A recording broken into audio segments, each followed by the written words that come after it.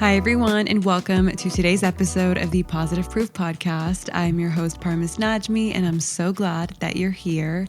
If you want to listen to more episodes like this one on self-improvement, mindset, and wellness, go ahead and hit that follow button to join the family. Before I get into today's episode, I just want to ask you guys for a quick and kind favor, and that is if you haven't yet left a review, I would absolutely appreciate if you could do so. It helps so much to build this podcast and help it grow so that we can increase the positive impact we make and just overall make it a bigger community. Also, if you are looking for daily motivation, follow me on Instagram at Positive Proof Podcast, where I post daily quotes that serve as sweet daily reminders. And if anyone is wondering how to leave episode requests, you can actually send me your thoughts via the DM me your thoughts link in the description or via Instagram DM as well. Now, there are so many new listeners lately, so I thought I'd take a second to reintroduce myself for those who don't know me. And if you follow me on Instagram or TikTok, you probably know all of this, so hello again. But for starters, if you didn't know by the title of this podcast, my name is Parmis and I am 26 years old, soon to be 27. I am an Aquarius and I am Persian, but I was raised in the suburbs of Toronto my whole life and now live in Toronto. My parents actually immigrated here in their late 20s, and honestly, they're my best friends. I still live at home because I genuinely love being around them, so I am trying to soak up these last few years before I eventually have to move out, which, by the way, kind of terrifies me because I feel like adulthood definitely feels much more real once you do. Now, I studied at Rotman Commerce at the University of Toronto and earned my Bachelor of Commerce, specializing in management with focus in marketing and a minor in economics, a mouthful. And I graduated back in 2021 and ended up working in marketing for about 4 years.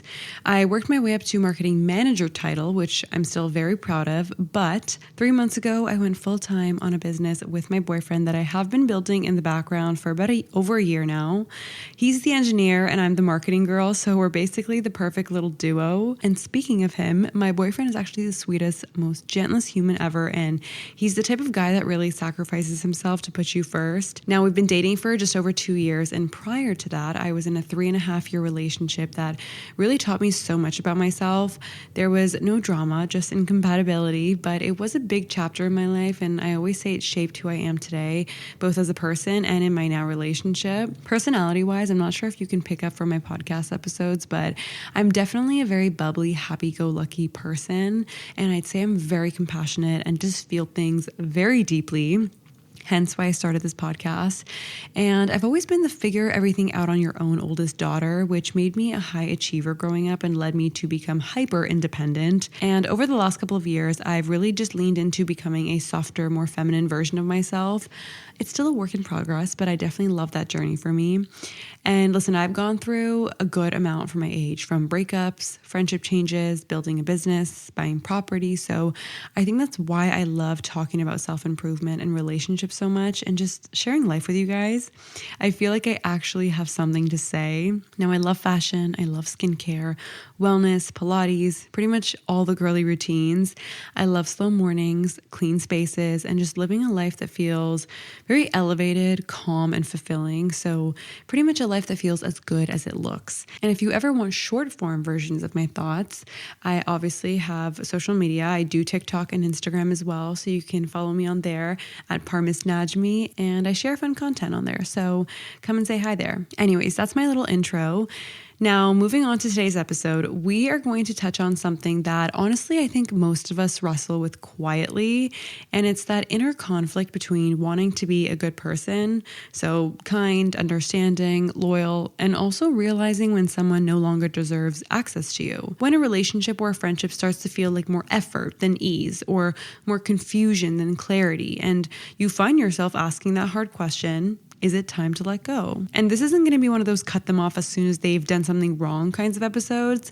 That's not really how I see things. I think walking away, especially from someone you love or care about, isn't always about a dramatic ending. Sometimes it's just about getting really honest with yourself, about noticing the shift, about recognizing the energy that's no longer serving you, even if it once did, and choosing gently but clearly to protect your peace. Because the truth is, letting go doesn't make you cold, and it doesn't mean you're bitter or unforgiving. It means you are conscious. It means you're finally tuned in enough to know when something has reached its natural ending, even if there wasn't a big fallout. even if there's still love there, even if part of you still wants to fix it. So in this episode, I want to talk about 5 signs, 5 quiet but powerful shifts that can help you know when it's time to walk away. Some of these might be things you've experienced and brushed off, and others might hit a little deeper than you expected. Either way, the goal here isn't to convince you to let go, it's to offer clarity, to help you feel less alone in that internal knowing that something just doesn't feel right anymore. And if you are tuning in on Spotify, scroll down and vote in this week's poll. Is there someone in your life you've been thinking about walking away from, but haven't? So scroll down, let me know your thoughts. I'd love to know where you're at. All right, let's get into it. Now let's start with a simple truth that feels a lot heavier than it sounds, which is not everyone is meant to stay in your life forever. And that doesn't mean something went wrong. It doesn't mean you were a bad friend or partner, and it doesn't even mean they were. It just means the season shifted, and not everyone is meant to grow with you into the next one. But I get it. We don't really talk about this enough. And when we do, it's often framed like this empowering cut them off anthem. But in real life, it's more tender than that. It's more subtle because even when a friendship or relationship no longer feels good, there's usually a part of us that still wants to hold on. Whether it's to the history, the comfort, the version of ourselves we were when that connection began, there's always something about it that makes walking away feel very heavy. And yet, what I've come to realize is just because someone was right for you at one point in your life, it doesn't mean they're still right for you now. That version of you, the one who met them and bonded with them, laughed with them, maybe even healed with them, she might not be the same woman you are today. And if you've done even a little bit of growth over the last few months or years, you've probably already started to feel the discomfort of misalignment. That's often the first sign things feel off, but there's no big fight or obvious betrayal to point to. The connection just doesn't sit the same. You leave conversations feeling a little more drained. You replay things more often than you should, and you start to question if you're being too much or not enough. It becomes harder to be your full self. But instead of honoring that discomfort, most of us override it. We talk ourselves out of it. We say things like, but we've been friends since high school. But she was there for me when no one else was. But it's not that bad. And listen, I get it. I have said all of those things too. I've tried to justify staying in certain dynamics way past their expiration date just because I didn't want to seem disloyal or harsh, or let go of the history, to be honest with you. But here's what that cost me. It cost me my clarity, my peace, and most importantly, my self-respect. The truth is, holding on out of guilt or nostalgia will always hurt more in the long run than releasing something with love and honesty. And no, that doesn't always mean some dramatic confrontation. Sometimes walking away looks like softening your access or pulling back without hostility. Noticing when someone no longer feels safe, not because they're a bad person, but because your soul is craving something deeper, cleaner, more honest. It took me a long time to realize that you don't have to hate someone to know they're no longer right for your life. You can genuinely care for someone and still decide that version of that relationship that exists today doesn't support your growth anymore. And that's really not betrayal, it's called a boundary. We've been taught to equate longevity with success, that real relationships are the ones that last forever. But in reality, some of the most important people in your life will only walk with you for a chapter. They will teach you something crucial. They'll hold space for a version of you that needed them. And then when the lesson is learned, life gently asks you to let go. Not because it wasn't real, but because you are ready for more. And when you get to a place where you can say, this person mattered to me and now I'm choosing to move forward without them, you're not being cold, you're being conscious. You are choosing your future self over a past version of you that was afraid to outgrow things. And honestly, that's one of the most self-loving things that you can do, because alignment will always require release. And becoming the woman you're meant to be will sometimes mean grieving the people who no longer feel like home. You don't have to turn it into a war. You don't need to broadcast it, but you do owe it to yourself to recognize when a connection is no longer nourishing and to choose yourself anyway. So if you've been feeling that ache, the quiet realization that a certain friendship or relationship just isn't working anymore, this is your permission slip to stop trying to force it. You are allowed to grow past people. You are allowed to shift. You are allowed to move on with love. Not everyone is meant to stay forever, and that is not a failure. It is just proof that you are evolving. Let's move on to the next sign. Sometimes the first sign that a relationship is no longer right for you doesn't come in words or logic, and it doesn't arrive through a dramatic fallout or some big betrayal. More often, it starts as something quieter, something your body feels before your brain fully processes. You might notice a subtle tightening in your stomach when their name lights up your phone, or you feel a small sense of relief when they cancel plans, even if you'd never admit it out loud. And maybe you find yourself emotionally drained after spending time with them, even when nothing in particular went wrong. You leave feeling off, but you can't quite explain why. And yet, despite all of those cues, you still talk yourself out of it. You think, it's probably just me.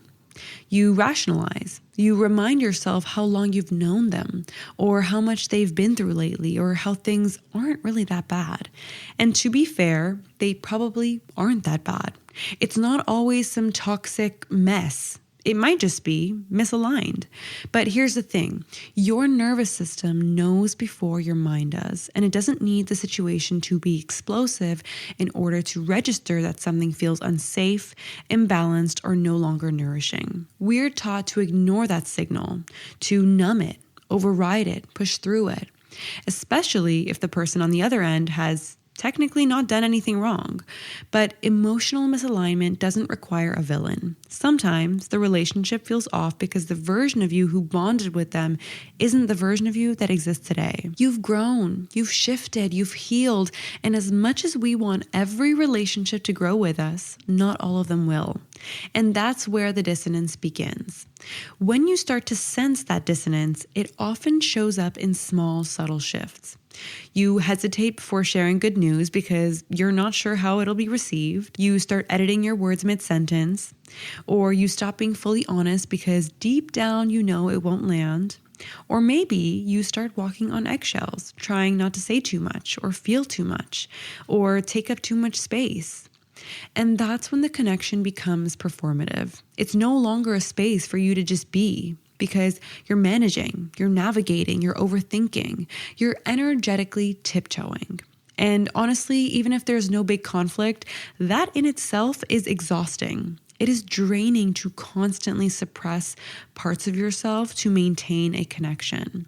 It is draining to overthink every interaction just to avoid unnecessary tension or awkwardness. And maybe what's most exhausting is pretending that it still feels the same when it really just doesn't anymore. So here's what I've learned. Aligned relationships don't require you to abandon yourself. They don't make you feel smaller, quieter, or less clear, and you don't walk away from every interaction second-guessing yourself or needing to recharge from emotional fatigue. The ones that are meant for you don't make your body feel like it's in a constant state of hyper-awareness. So if your body has been trying to tell you something, if there's a tightness, a heaviness, or a consistent discomfort that won't go away, I just want to affirm that that's real. You don't need a bullet point list of offenses to justify how you feel. You don't have to wait for a final straw. Sometimes the clarity, it isn't loud. Sometimes it's just a quiet knowing that you are ready to be more honest with yourself about what this dynamic really is and what it no longer is. And no, that doesn't mean you have to cut people off overnight. Sometimes it's about initiating a deeper conversation, checking in, seeing if the connection can evolve with you. But other times, the discomfort is confirmation. Not that they're a bad person, but that you've outgrown a dynamic that no longer supports who you're becoming. It doesn't have to be a hostile or dramatic ending. It can just be honest. It can be gentle. You can choose to create space, to pull back, or to redefine the terms of your closeness, all while holding compassion for what that relationship used to be. Because at the end of the day, your body keeps track of what your mind is afraid to name. And when you learn to trust that signal, when you stop needing it to make sense to anyone but you, walking away doesn't feel like overreacting. It doesn't feel cold. It feels correct. It feels like clarity. Moving on to the next sign, one of the clearest signs that a relationship, whether it's a friendship, a situationship, or even a family dynamic, is no longer serving you is when communication starts to feel like emotional labor. Like you are tiptoeing through a minefield. You start noticing that every conversation, no matter how lighthearted your intentions were, somehow turns into a misunderstanding or a subtle dig or a moment of tension. And over time, you stop feeling safe to speak freely. You hesitate before bringing things up. You mentally rehearse your words to avoid triggering some kind of emotional reaction. You start monitoring your tone, over-explaining your intentions, and constantly wondering, did I say something wrong? Are they going to take this the wrong way? That mental tightrope becomes exhausting. And the hard part is, these relationships don't always look dysfunctional from the outside, and there may not be any yelling or cruelty. It's often more subtle than that. It's the passive-aggressive remarks, it's the backhanded compliments, the icy silences, or emotional overreactions to minor things. And what makes it so confusing is that the person might also be kind sometimes or supportive when it's convenient for them. But when someone creates a pattern where you feel like you have to emotionally babysit every conversation, or where you're constantly put in a position to defend yourself for things that didn't need to be a problem, that's not connection. That's control. And in healthy relationships, communication might not always be easy, but it feels safe. You can mess up your words, you can express disagreement or share something vulnerable without fear that the other person is going to weaponize it later. There's a sense of emotional maturity, of give and take, of shared responsibility for keeping the connection honest and kind. But when you're dealing with someone who's operating from their ego or their wounds or a need to feel superior, they will find a way to make you feel like you're the problem, even when you come with calm energy and genuine care. You'll also start noticing a pattern that no matter how many honest conversations you've had, nothing actually shifts. They say they understand, maybe even apologize, but the same behavior resurfaces days or weeks later. And that's your clarity, because sometimes it's not about whether someone can have a mature conversation. It's about whether they want to change the patterns that make those conversations necessary in the first place. And when someone makes a problem out of everything, it creates a dynamic where conflict becomes a norm, even if it's low-level, constant friction. And while it might not be dramatic or explosive, it slowly chips away at your peace. You start shrinking yourself, not because you're afraid of them in a literal way, but because you're tired of the misunderstandings, tired of walking on eggshells, tired of trying to do connection with someone who turns every moment into something personal. And here's the thing. Relationships require effort, yeah, but not maintenance that drains your soul, not energy that feels like damage control. If a connection requires constant explaining, constant clarifying, or constant recovery from emotional tension, that is not intimacy. That is emotional volatility dressed up as connection. And I think a lot of us stay in those dynamics longer than we should because we don't want to give up on someone, especially when we've invested time, memories, or emotional energy into them. But choosing to walk away from a relationship that leaves you emotionally exhausted is not giving up. It is honoring your peace. It's recognizing that a version of you who could tolerate that level of chaos doesn't exist anymore, and that's a good thing. So if you find yourself constantly navigating conversations like a landmine, if your nervous system is bracing every time you interact with this person, it might be time to ask a different question. Not, how do I fix this, but why am I still trying to fix something that's already shown me it's unwilling to change? Walking away isn't about proving a point. It's about choosing not to keep revisiting the same emotional pattern in hopes that one day it'll finally feel different. You deserve conversations that feel like connection, not combat. You deserve clarity over confusion. You deserve peace that doesn't come at the cost of your voice. Moving on to the next sign, we're going to talk about when support only flows one way or disappears when you shine. Support in a relationship should feel mutual, not perfectly balanced all the time because life isn't always even, but balanced over time. It should feel like you hold me when I'm down, and I'll do the same when it's your turn. But one of the most telling signs that a friendship or relationship has run its course is when the support feels conditional or one-sided or strangely absent when you need it most. Sometimes it starts subtly. You realize you're always the one initiating check-ins, remembering milestones, or showing up when things are heavy. But when you're the one who needs space held, the silence is louder than it should be. Or maybe they do show up, but it feels performative, almost obligatory. You don't feel emotionally seen. You don't feel celebrated. The support isn't nourishing. It's transactional, and you leave the conversation feeling just as unseen as when you walked in. Now, it's especially noticeable when things in your life start to go well. You'd think that someone who loves you would be the first to celebrate your growth, right? But in misaligned relationships, your wins can become a trigger. Maybe they respond with fake enthusiasm or they shift the topic quickly. Maybe they go quiet on your accomplishments but loud when you're struggling because your struggle makes them feel useful or superior. Or maybe they don't react at all, just an, "oh, cool" text to something that should have warranted a phone call or a night out. That kind of response creates confusion. You start second guessing yourself, wondering if you're being too sensitive or just asking for too much. But here's the truth. Emotionally safe relationships don't make you question whether your joy is too loud. They amplify it. They hold it with pride. And sometimes it's not even about a lack of support. It's about a shift in energy. There's something off that you can't quite name. It might be the way they start subtly competing with you, or how they find ways to redirect conversations back to themselves whenever you're sharing something meaningful, or how their energy changes when you're in your glow-up era, suddenly becoming distant, less available, or more critical. And it's not always obvious. Jealousy doesn't always look like sabotage. Often it looks like absence. Emotional absence when you need to be seen, or physical absence when it matters most. Pretty much a strange coolness that enters a space where warmth used to live. And we often don't like to name it as jealousy because it feels petty or mean.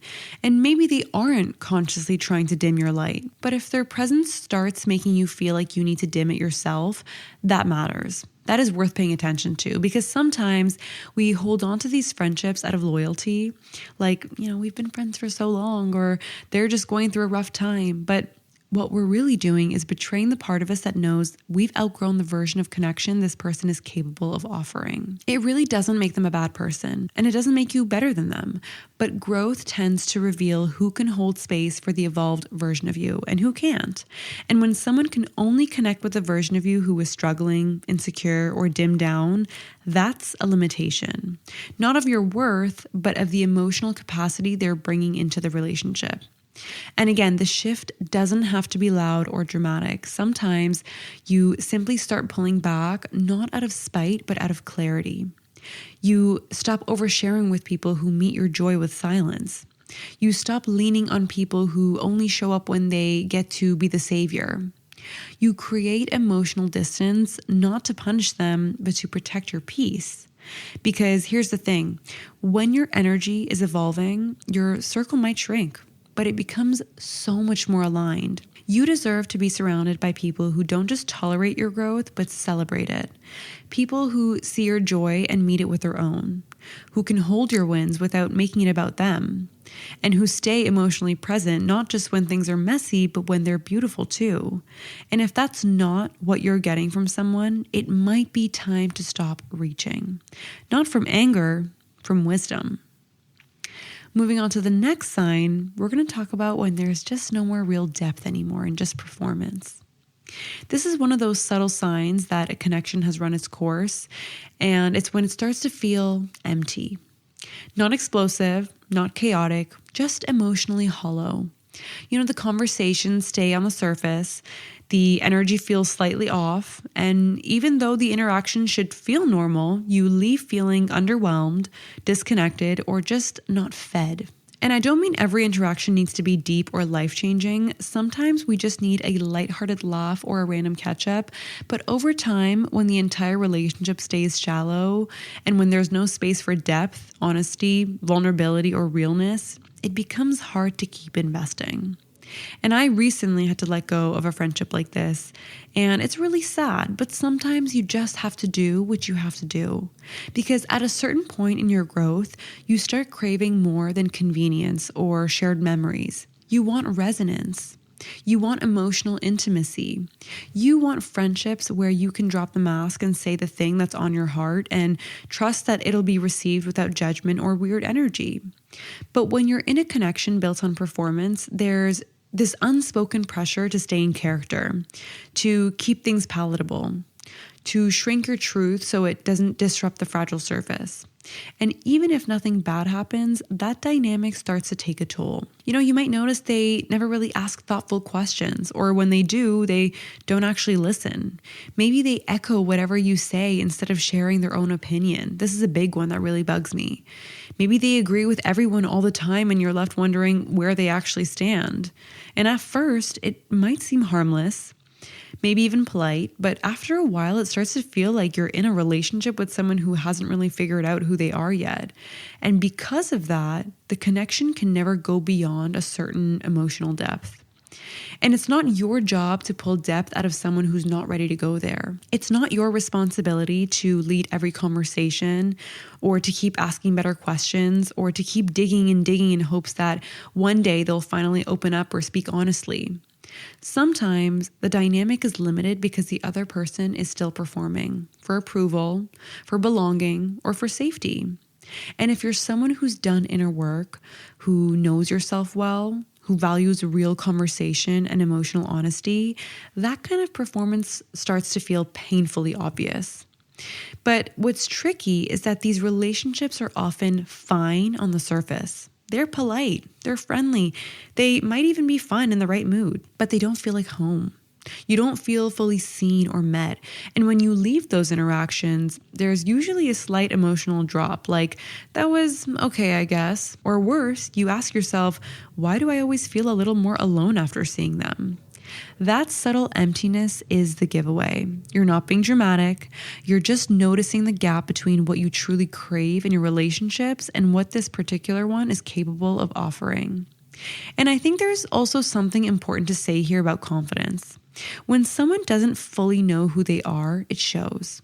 Not always in loud, obvious ways, but in the way they mirror the people around them instead of expressing their own truth. In the way they hesitate to share a real opinion, or only speak up when they're certain it won't cause friction. That lack of inner clarity makes it hard to build anything authentic, because real connection requires a sense of self. And when that's missing, the relationship becomes a performance on both ends. You start performing too, not out of manipulation, but because you are trying to match the energy. You subconsciously shrink your depth to meet their surface. And eventually, you have to decide if that's a version of connection you're still willing to maintain. Not because the person is awful or toxic or not good enough, but because the relationship no longer aligns with the type of intimacy, maturity, and honesty that you're building your life around. Letting go doesn't always mean something went wrong. Sometimes it just means you are no longer available for conversations that go nowhere. For relationships that ask you to be less of yourself just to keep the vibe comfortable. And for connections that require performance over presence. You don't need a dramatic reason to release something that is no longer nourishing to you. It is okay to leave gently, to outgrow quietly, to choose depth and let the surface slip away. So those are the 5 signs, the subtle shifts that can signal it's time to walk away, even if nothing dramatic happened, and even if you still care, even if parts of you wants to stay.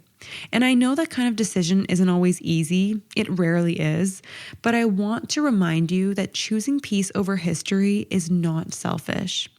Choosing alignment over obligation is not cold, it's clarity. It's maturity.